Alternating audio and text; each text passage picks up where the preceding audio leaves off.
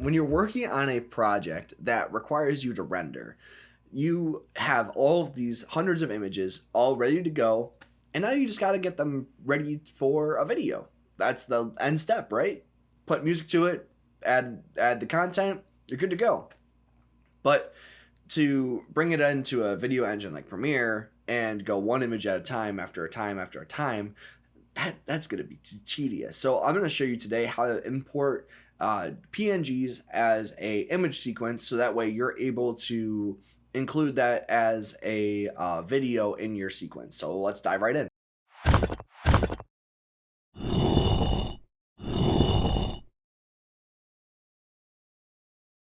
This should be a pretty quick video today. It's pretty straightforward. And if you remember from my last Make It Monday, we had talked about a particle simulation that I was working on through a tutorial.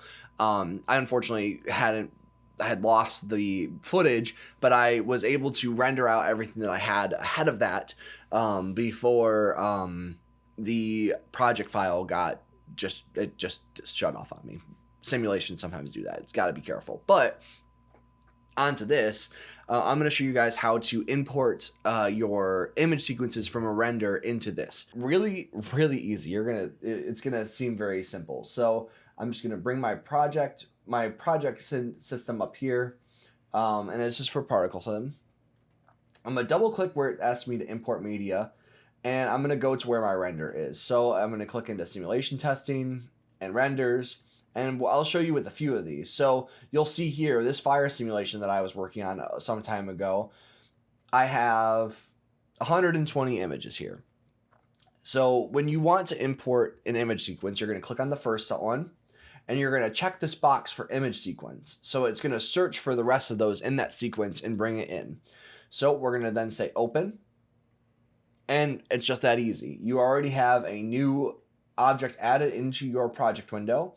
If you drag that into your timeline, you now have your video, and in this case, 120 frames at 30 FPS. I think I recorded at 24, so it's going to be a little fast, so you may need to slow things down.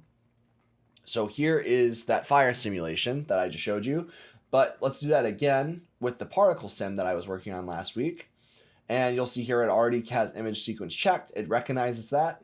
Go ahead and import that in, and we'll drop that here at the end.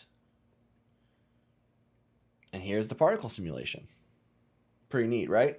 And for this, I kind of want it to be a little bit faster. So let's actually get the fire sim out of here. Shift delete this to ripple delete. So here's the simulation. And what I want to do is I want to go and right click, and I'm going to adjust the speed and duration. I'm going to take that to 150. So that way it's a little bit faster. Actually, did I go faster? I want it to be a little slower, actually. So we're going to take that to 50%.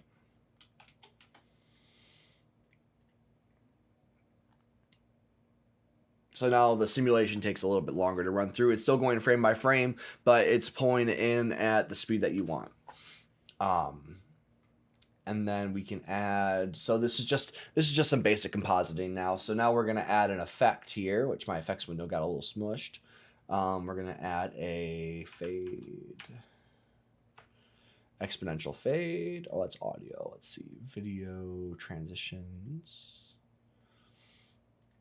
It's going to be called a dissolve, dip to black at the end of that. So that way then I can then replay this. Actually, we could just hit Control C, shift to the end of the timeline, Control V, and now it'll just kind of play in another loop. So it'll spawn things back in.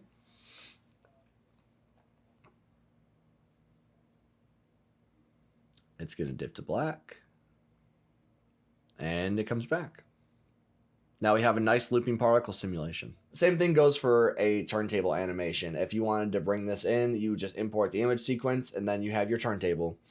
Just that easy. And that goes for after rendering. And you can also, in Blender or in your rendering software, you can choose to have it render out as a video sequence, but MP4s tend to corrupt.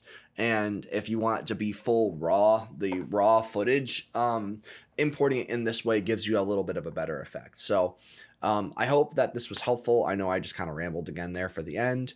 And of course, in true facepalm fashion, my camera stops right at the end of the video, like everything else is going well today. So thank you guys for coming out and watching. Make sure you go and subscribe down at the bottom, and follow us on Facebook and Twitter. And next time we will have a better working camera, and maybe I'll actually show you guys how to do one of these simulations. So tune in next week. Have a good one, guys. Bye.